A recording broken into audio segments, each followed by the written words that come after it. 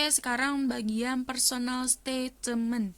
Nah, personal statement ini aku masih pakai kebijakan di tahun 2024. Jadi kemungkinan ini masih tidak jauh beda ya. Ada nih, kalian harus baca di sini menggunakan bahasa Inggris ataupun Korea, harus 2 sampai 3 halaman, jangan lebih. Lalu fontnya menggunakan Times New Roman dan size-nya itu 11. Nah, di sini aku akan menjelaskan per subjek yang ada di sini. Nah, di sini bisa dari poin yang ini ada motivation with which you're apply for this program. Jadi kayak motivasi Anda mengikuti beasiswa ini apa aja. Nah, aku kan ngasih tips di sini diawali dengan kalimat yang menarik. Kenapa ya, gengs? Kenapa harus diawali dengan kalimat menarik? Bayangkan jadi pembicara dan harus membaca semua esai sebanyak itu. Itu kan pusing kan, kadang membosankan juga, ataupun kadang-kadang ceritanya monoton. Nah, kalau misalnya dari paragraf awal aja menarik, dari dari pembaca itu tuh bakalan membaca semua esai kalian secara satu persatu. Ibarat tuh nih anak dari kata pertamanya aja udah menarik, gimana selanjutnya, seperti itu.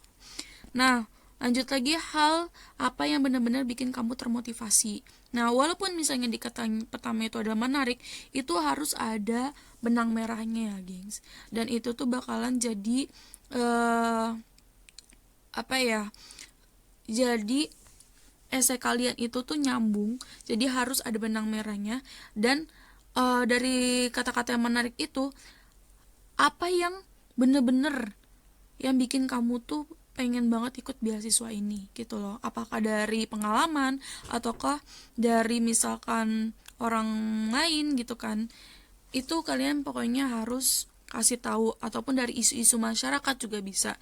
Dan dijelasin juga kenapa pilih Korea, tujuan ketertarikannya tuh apa. Misalkan dari segi tapi ini harus sesuai dengan jurusan ya, harus relevan dengan jurusan. Misalkan iya, karena di Korea itu kan sumber dayanya kenceng kak, jadi sumber dayanya kenceng, jadi itu yang bikin aku tuh tertarik dengan Korea untuk mempelajari ini. Atau enggak, iya karena infrastruktur Korea tuh cepat banget berkembangnya, jadi bikin aku termotivasi gitu untuk interest terhadap Korea itu apa gitu. Nah, habis itu lanjut di sini ada ketertarikan terhadap univ yang dituju. Ini aku kenapa warnanya beda sendiri, karena itu tergantung dari track yang kalian ikuti. Kalau misalnya track kalian embassy track, ini nggak perlu dimasukin, tapi kalau track kalian adalah university track, tolong dimasukkan karena ini bakalan bikin universitas kalian itu terkesan dengan kalian. Itu adalah kenapa pilih universitas tersebut, kenapa, habis itu kenapa ambil jurusan tersebut di universitas yang kalian pilih. Lalu sedikit info seputar universitas berupa kurikulum, subjek ataupun fasilitas. Jadi kalian di sini menjelaskan kenapa kalian pilih universitas ini, apa yang bikin kalian interest dan kira-kira kalian sebutin kelebihan dari universitas ini apa. Dari kurikulumnya kah, subjeknya kah, ataupun fasilitas. Dan kalian juga bisa ngelihat dari visi misi dari universitas ini, yang bikin universitas ini tuh bakalan mikir, oh jadi kalian itu tuh saking tertarik sama universitas ini sampai mengulik-ngulik informasi loh, kalian tahu loh ada fasilitas ini di universitas ini, kalian tahu loh ternyata universitas ini tuh seperti ini loh gitu loh. Itu yang bikin universitas ini tuh terkesan dengan kalian. Nah, lanjut di sini ada education background. Pertama, background pendidikan ya, kalian seperti jurusan dan juga IPK kalian. Habis itu adalah pengalaman saat di universitas, bisa dari kalian pernah ikut organisasi kah, ataupun kalian pernah melakukan kegiatan apa aja, pokoknya pengalaman kalian yang ada di universitas ini. Karena ada project, ini sebenarnya nggak wajib, cuman ini bisa jadi poin plus. Kayak misalnya kalian pernah mengikuti project apa di universitas itu, project kampus merdeka kah, ataupun project lainnya. Kalian jelasin ngapain, tujuannya, solusinya, atau hal yang sudah dilakukan. Jadi kayak kalian tuh gambarin, oh aku tuh punya pengalaman ini loh, aku punya pengalaman di project ini, aku di posisi apa, dan aku bisa memecahkan masalahnya seperti apa gitu loh. Dan dari pengalaman ini tuh bakalan berguna ketika aku nanti di program S2 yang ada di Korea gitu loh. Pokoknya tuh nyambung-nyambungin aja sama pengalaman-pengalaman kalian yang bakalan nanti bisa berguna untuk kedepannya. Lalu pengalaman belajar bahasa. Nah, di sini tuh kalian bisa sebutin misalnya kalian punya pengalaman bahasa cuman dari kelas online, itu juga boleh dimasukin. Ataupun kalian misalnya, iya dulu aku pernah belajar bahasa Korea di sekolah, itu juga bisa dimasukin. Ataupun iya dulu aku pernah ikut eskul bahasa di sekolah, itu juga kalian bisa masukin. Nah, lalu lanjut lagi significant experience you have had. Nah, di sini ngelanjutin itu pengalaman pengalaman kerja ataupun project apa yang pernah kalian lakukan dan pencapaiannya apa aja. Kalian sebutin projectnya tuh apa dan pencapaiannya apa. Tapi tolong di sini bagian ini sering kali orang tuh blunder. Ya, jadi kalian harus menjelaskannya secara singkat, padat dan jelas. Nah, kayak cukup 1 paragraf aja itu juga udah cukup. Jangan sampai berlembar-lembar. Nah, habis itu selanjutnya dari pengalaman ini mengajarkan apa? Nah, kalian jelasin pengalaman ini tuh bikin kalian tuh seperti apa dan berguna untuk kedepannya tuh seperti apa. Nah, lanjut ada person or event that have had a significant influence on you. Jadi kayak orang ataupun pengalaman yang bikin kalian itu tuh terinfluence. Nah, di sini tuh ada kenapa orang ini membuat kalian termotivasi dengan beasiswa atau pengalaman apa yang membuat kalian tertarik belajar di Korea. Pokoknya ini harus relevan dengan Korea atau enggak beasiswa. Pokoknya yang bikin kalian itu tuh dari orang yang pengen maju untuk mendapatkan beasiswa ini. Lanjut conclusion. Di sini sebenarnya nggak dijelasin di esai, cuman aku tetap pakai di sini. Ini sebagai kesimpulan kenapa mengambil beasiswa Global Korean Scholarship. Tadi kesimpulan semuanya itu kalian harus jelasin di paragraf akhir. Ya, karena menurut aku sebagai pembuat esai itu harus ada kesimpulan. Kayak penjelasan, perkenalan, habis itu juga problem, solusi dan kesimpulan. Biasanya kan di essay seperti itu ada. Jadi menurut aku conclusion ini tuh perlu. Oke, lanjut ke study plan. Nah, study plan ini kan ada 3 poin ya. 3 poin ini. Nah, cuman kalian harus tetap merhatiin instruksinya. Pakai bahasa Inggris dan juga Korea. 2-3 paragraf page, 2-3 halaman. Habis itu fontnya itu harus menggunakan Times New Roman dan size-nya itu 11. Nah, lanjut di sini ada poinnya, itu ada language study plans before after kalian datang ke Korea, dan selanjutnya ada goals of study ataupun study plan, lalu ada future plan after study. Nah, di sini kalian bisa lihat language study plan. Nah, di sini tuh ada poin yang sudah aku bikin, ada proses belajar bahasa sebelum dan sesudah ke Korea. Nah, di sini tuh aku bikin yang sebelum ke Korea dulu, itu menggunakan bahasa Inggris ataupun bahasa Korea semampu kalian aja. Jelasin kalian itu pencapaian belajar bahasanya apa, seperti persiapannya itu tuh pakainya apa gitu kan. Kalian pernah ikut kurs kah? Kalian pernah mengikuti tes bahasa. Nah, habis itu kalau nggak pernah ikutin tes, kalian pernah ikut sesuatu nggak seperti bimbel ataupun pernah ikut tes online yang ada hasilnya seperti ada levelnya kah ataupun ada sertifikatnya seperti itu. Pokoknya itu yang bakalan bisa jadi poin plus ataupun bisa nentuin nih kalian tuh kira-kira siap nggak untuk belajar bahasa di Korea gitu loh. Dan lanjut di sini ada target sistem belajar sesudah ke Korea. Nah, itu juga aku jelasin ketika ntar aku udah di Korea aku belajarnya gimana gitu kan. Habis itu target-target aku tuh gimana, bikin goalsnya tuh seperti apa.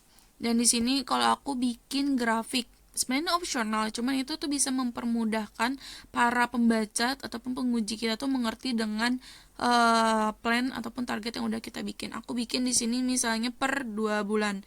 Kayak 2 bulan pertama itu ngapain, 2 bulan kedua tuh selanjutnya ngapain, 2 bulan selanjutnya tuh ngapain. Nah, di sini tuh ada misalnya nih 2 bulan pertama aku belajar di sini aku ngejelasin 2 bulan pertama aku pengen punya teman Korea. Nah, ini gimana caranya? Nggak tahu, pokoknya bikin aja plan seperti ini, menjelaskan. Aku ngejelasin tanpa aku mau ngasih tahu gimana tekniknya atau gimana.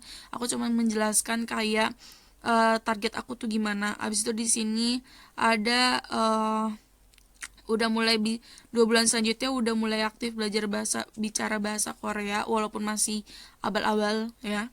Habis itu di sini buat 2 bulan selanjutnya ada tes topik. Nah, habis itu di sini 2 bulan selanjutnya ngapain? Kayak berhenti ngomong bahasa Inggris. Nah, habis itu di sini ngapain. Nah, kalau misalnya nih ternyata target kalian itu nggak sesuai gitu loh sama yang realita, nggak apa-apa. Ya, yang penting udah kalian bikin. Aku di sini bikin stop speaking English, tapi realitanya aku tetap ngomong bahasa Inggris karena ternyata lingkungan aku semuanya di sini foreigner dan ya kita komunikasi menggunakan bahasa Inggris. Nah, di sini ada goals of study plan. Nah, di sini ada yang pertama itu adalah jelasin target education yang ingin dilakukan seperti tesis ataupun project yang ingin kalian buat nanti ketika sudah masuk ke universitas. Nah,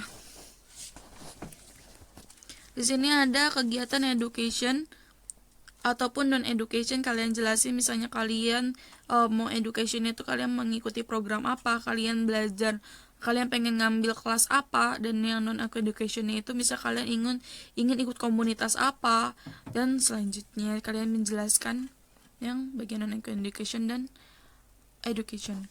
Nah, selanjutnya adalah future plan after study. Di sini aku bikin 3 term, ada short term, middle term, dan long term. Nah, short term ini adalah rencana 1-3 tahun ke depan setelah lulus dari kampus. Nah, habis itu ada yang middle term itu adalah 5 tahun kemudian itu ngapain. Lalu long term itu adalah setelah 5 tahun lebih rencananya mau ngapain gitu kan. Misalnya nih kalian 1-3 tahun kalian mau jadi mau kerja di Korea misal. Nah, nanti yang 5 tahun kemudian kalian pengen misalnya dapat posisi apa. Nah, misalnya dan setelah 5 tahun misalnya kalian pengen balik ke Indonesia dan kalian menjadi dosen. Ya kan, who knows, kalian pikirkan seperti apa yang ingin kalian inginkan ke depannya ya. Oke, selanjutnya adalah faktor-faktor gagal GKS. Nah, ini tuh aku disclaimer, aku tahu informasi ini dari para URD dan juga dari beberapa konten orang yang pernah menjadi mentoring di GKS.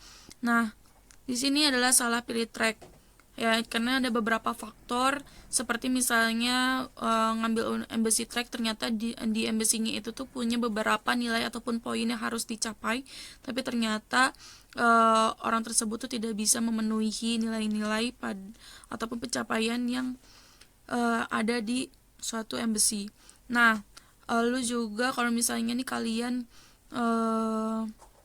ngambil university track tapi ternyata kalian ngambilnya Yonsei misalnya, tapi ternyata nilai kalian masih kurang gitu loh, dan juga pengalaman kalian juga minim gitu.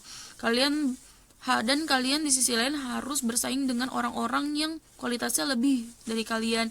Itu aja udah salah gitu. Kalian mau ngambil Yonsei tapi kemampuan kalian dibandingkan dengan peserta lainnya jauh gitu loh. Jadi itu kalian sudah salah milih track.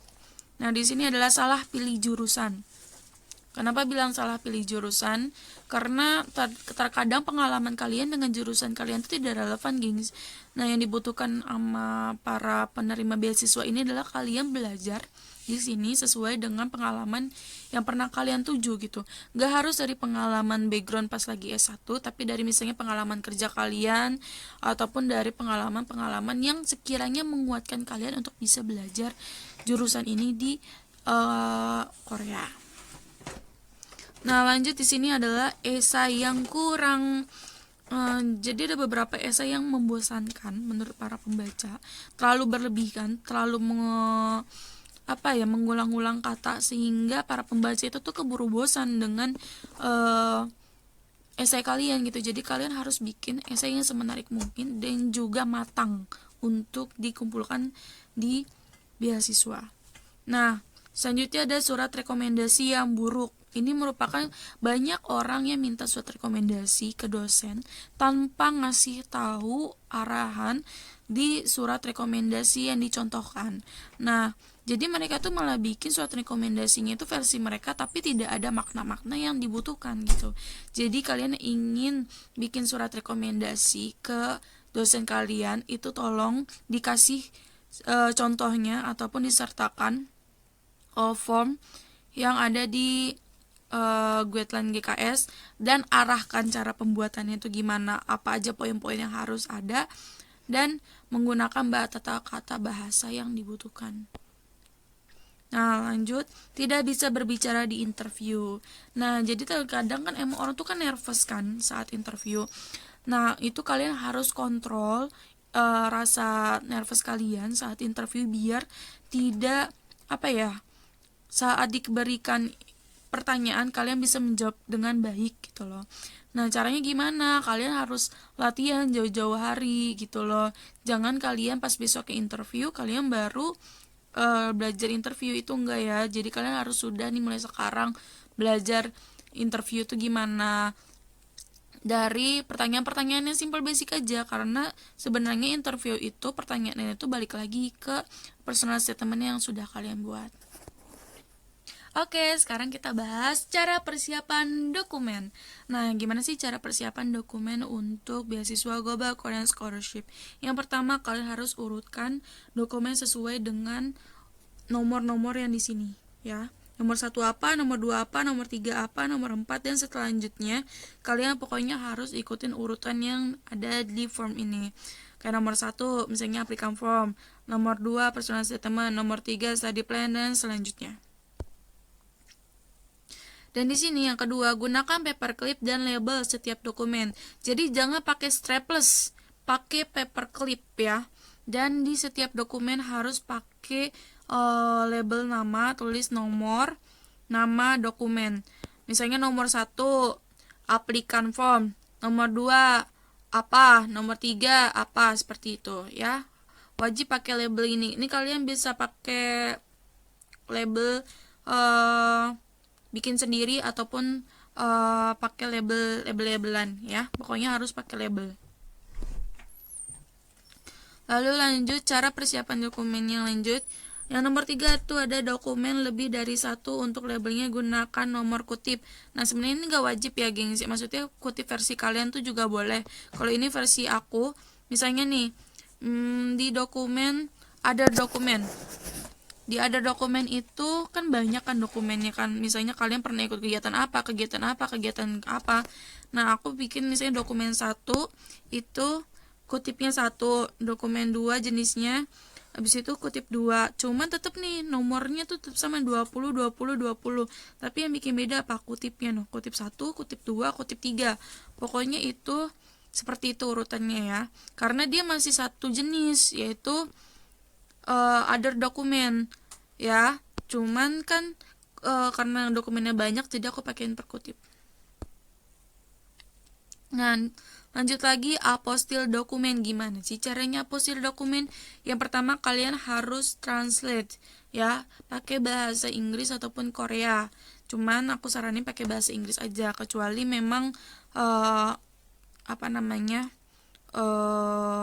diwajibkan bahasa Korea, tapi rata-rata sih pakainya bahasa Inggris ya. Dan di sini tapi kalau misalnya nih ijazah kalian ternyata sudah punya bahasa Inggris ataupun double language, itu nggak perlu ditranslate juga nggak apa-apa. Dan ini wajib translate-nya pakai penerjemah ya, translate penerjemah yang sudah jangan pakai yang translate yang biasa aja gitu, pokoknya yang translate penerjemahnya itu yang sudah tersertifikasi. Nah, lanjut ada di notaris. Selanjutnya di notaris, nanti kalian selanjutnya dinotariskan translate kalian yang udah ditranslate ya, gens, dokumennya sudah ditranslate, dinotariskan dan kemudian diberikan ke Kumkumham. Kemenkumham. Kemenkumham ini ntar kalian dapet sertifikat gitu. Jadi ntar sertifikat depannya itu adalah sertifikat dari Kemenkumham, lalu belakangnya itu adalah sertifikat dokumen kalian yang sudah ditranslate dan juga dinotaris. Ntar tuh biasanya nanti diklip sama si Kemenkumham ini.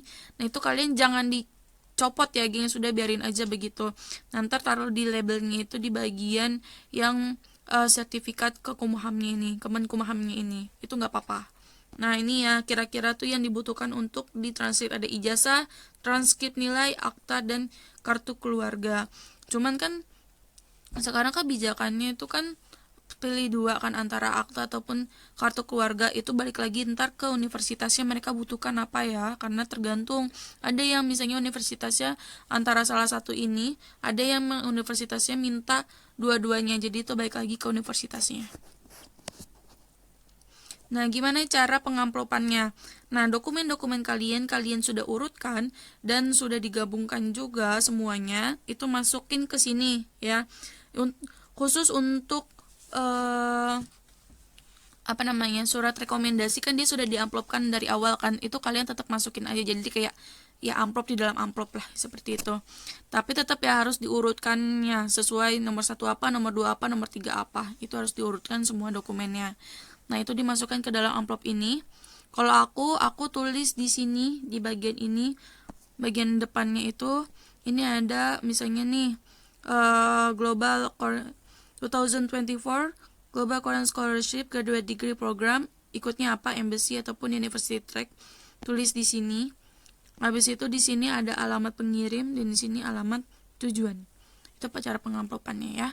Karena terkadang tuh kalau yang ikut embassy university track kan dia kan pasti kan banyak dokumen lainnya kan, biar nggak tercecer aja sih, biar ketika dikirim tuh udah tahu oh ini dokumen buat GKS.